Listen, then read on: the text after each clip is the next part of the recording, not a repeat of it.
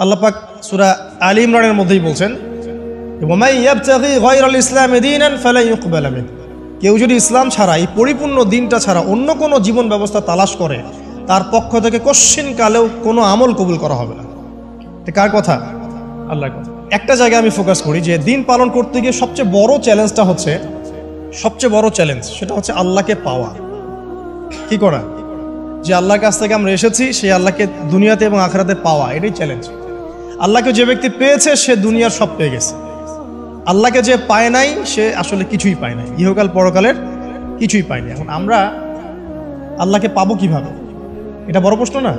যে আল্লাহর কাছ থেকে, যে জান্নাত থেকে আমরা পৃথিবীতে চলে আসলাম, আর সেই জান্নাতে যেতে হলে তো আমাকে আল্লাহকে পেতে হবে। আল্লাহকে পেতে হলে আমার কি কি করণীয়?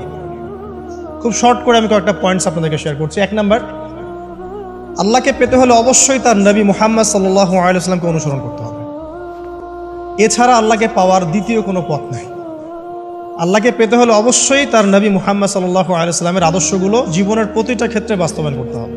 চলাফেরা, ওঠা বসা, খাওয়া দাওয়া, ইস্তেঞ্জা করা, মুআমালাত, ব্যবসা বাণিজ্য, অর্থনীতি, সমাজ, রাষ্ট্র, সব ক্ষেত্রে আপনাকে মুহাম্মদ সাল্লাল্লাহু আলাইহি ওয়াসাল্লামের তরিকা, আদর্শটাকে ফলো করতে হবে। তাহলে আপনি আল্লাহকে পাবেন ইনশাআল্লাহ। যে ব্যক্তি আল্লাহকে পেয়েছে সে দুনিয়াও পেয়েছে, আখিরাতও পেয়েছে। যে আল্লাহকে পায় নাই, দুনিয়াও বরবাদ, আখিরাতও বরবাদ। 1 নাম্বার তাহলে কি কাজ? আল্লাহ পাকের সর্বশেষ নবী মুহাম্মদ সাল্লাল্লাহু আলাইহি ওয়াসাল্লামকে অনুসরণ করা, তার আদর্শ মেনে চলা, 1 নাম্বার। 2 নাম্বার হচ্ছে 5 ওয়াক্ত নামাজ। আল্লাহকে পেতে হলে নামাজ লাগবে। নামাজ নাই, আল্লাহ নাই। ওয়াস্তাঈনু বিস-সাবরি ওয়াস-সালাত। তোমরা সবর এবং সালাতের মধ্য দিয়ে আল্লাহর সাহায্য প্রার্থনা করো। আমরা এই জন্য নামাজে বলি ইয়াকা না'বুদু ওয়া ইয়াকা নাস্তাঈন। আমরা শুধু আপনারই ইবাদত করি এবং আপনার কাছেই সাহায্য প্রার্থনা করি। আল্লাহকে পেতে হলে নামাজের কোনো বিকল্প নাই। যে ব্যক্তি নামাজ পড়ে না, আল্লাহর সাথে তার কোনো সম্পর্ক নেই, নো কানেকশন। আপনি যে কোনো কিছু চাচ্ছেন, সেজদায় পড়ে আল্লাহর সামনে আত্মসমর্পণ করেই চাইতে হবে। ওয়াসজুদ ওয়াক্তারিব। আল্লাহ পাক কি বলেছেন? সেজদা করো, নিকটবর্তী হও। তো ব্যাখ্যা অনেক করা যায়। নামাজ না পড়লে কিন্তু মানুষ কুফরিতে লিপ্ত হয়। যে ব্যক্তি মান তারাকা সালাতান মুতাআম্মিদান ফাকাদ কাফারা, যে ব্যক্তি সালাতকে অস্বীকার করে, ফরজ নামাজকে অস্বীকার করে, সে ব্যক্তি কিন্তু কুফরিতে চলে যায়। ঠিক আছে? তারপরে বাইনা রাজুলি ওয়া বাইনা শিরকি ওয়াল কুফরি তারকুস সালাহ। একজন মুমিন বান্দা এবং অমুসলিমদের মধ্যে পার্থক্যই নামাজ।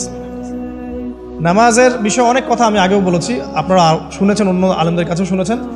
এক বাক্যে নামাজ না পড়লে ইসলামের রশিটা কেটে যাবে। মুআয বিন জাবালকে নবী সাল্লাল্লাহু আলাইহি ওয়াসাল্লাম বলেছেন যে যদি মান তারাকা সালাতান মুতাআম্মিদান, কেউ যদি সালাতকে ইচ্ছা করে ছেড়ে দেয়, ফাকাদ বারিআত মিন জিম্মাতিল্লাহ, সে ব্যক্তি আল্লাহর জিম্মেদারি থেকে মুক্ত হয়ে যাবে। তার উপর আল্লাহর কোনো জিম্মাদারি নাই, আল্লাহর নিরাপত্তা, জিম্মাদারি থেকে সে মুক্ত। তো 5 ওয়াক্ত নামাজ আল্লাহ পাক আমাদের সবাইকে জামাতের সাথে পড়ার তৌফিক দান করুন। এর পাশাপাশি নফল নামাজ বাড়িয়ে দেওয়ার তৌফিক দান করুন। এবং স্পেশালি তাহাজ্জুদের নামাজ যদি পারেন, 2 রাকাত হলেও নিয়মিত তাহাজ্জুদের নামাজ পড়ার তৌফিক আল্লাহ পাক আমাদেরকে দান করুন। আর নামাজের বাহ্যিকতা নিয়ে এত বেশি ঝগড়ায় যাবেন না। এখন আমরা যত ঝগড়া নামাজের বাহ্যিকতা নিয়ে, হাত বাঁধা, রফুল ইয়াদাইন, আমিন আর পায়ে পা, এগুলো নিয়ে ঝগড়া শেষ আছে? নাই। ইসলামের বিরোধী শক্তিরা হাত ভেঙে ফেলার পায়তারা করে ফেলেছে অলরেডি। হাতই না থাকলে আপনি বাঁধবেন কোথায়? মনে করেন আপনার হাতই নাই, বাঁধবেন কি উপরে না নিচে? এই হাত তো ভেঙে ফেলার পায়তারা করা হয়েছে। এখন আপনি পড়ে আছেন বাঁধার কোন জায়গায় বাঁধবেন সেটা নিয়ে, অথচ পুরো বৈশ্বিক চক্রান্ত মুসলিমদের বিরুদ্ধে হাতটাই ভেঙে ফেলে দিবে। তুই বাঁধবি কোথায় হাত? তারপর দেখবো।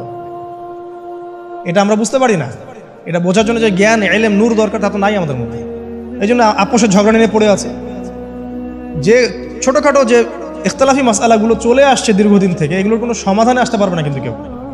পক্ষে বিপক্ষে কথা চলতেই থাকবে কিয়ামত পর্যন্ত, ওইগুলো নিয়ে আমরা ব্যস্ত আছি। তো আমি রিকোয়েস্ট করবো নামাজের আধ্যাত্মিকত্বের দিকে ফোকাস করুন। নামাজের আধ্যাত্মিকত্ব কি? আপনি আল্লাহর সামনে দাঁড়িয়েছেন, দুনিয়ার সাথে এখন আপনার কোনো সম্পর্ক নেই, আপনি এবং আল্লাহ, মাঝখানে কিছু নাই। নামাজে যা পড়ছেন, সূরা ফাতিহা, অন্যান্য সূরা, রুকু, তাসবিহ, সিজদা, তাশাহুদ, দুরূদ, অর্থ বোঝার চেষ্টা করেন এবং অর্থের দিকে ফোকাস করেন, আল্লাহকে পাবেন ইনশাআল্লাহ। সিজদায়, রুকুতে যখন যাচ্ছেন, আপনি চিন্তা করেন যে আপনি মহাবিশ্বের মহা শক্তিধর আল্লাহ রাব্বুল আলামিনের সামনে মাথা নত করেছেন। আপনি চিন্তা করেন যে আল্লাহ আপনাকে দেখছেন। এখন যখনই মানুষ নামাজে দাঁড়ায়, আল্লাহ পাক তার দিকে দৃষ্টি নিবদ্ধ করেন। এবং যখন মানুষ এদিক ওদিক তাকানো শুরু করে নামাজে, আল্লাহ পাক মুখ ঘুরিয়ে নেন। হ্যাঁ, নামাজে ওই যে আমরা যে ডিজিটাল নামাজ পড়ি না, এখন ডিজিটাল মানে 4 রাকাত নামাজ 4 মিনিটে শেষ। এক রুকু করলে সেজদা পাওয়া যায় না, সেজদার তাসবিহ পড়লে আবার এদিকে দেখা যায়